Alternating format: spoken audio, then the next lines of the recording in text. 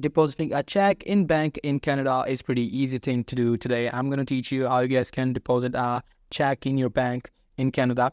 So the process is pretty simple. You just need to have a tap on the home screen. So I'm just taking this Korea bank as an example. So in your case, you might have a different bank which does not support, the deposit using online. So I'm going to teach you how you guys can do that online. You just have to, open up your Korea bank app, and in the app you have to tap on home screen, and on that you have to go to the transfer section, and you will be able to find a button for deposit a check. You just have to tap on that button, and they will want you to take the photo, and your check will be deposited.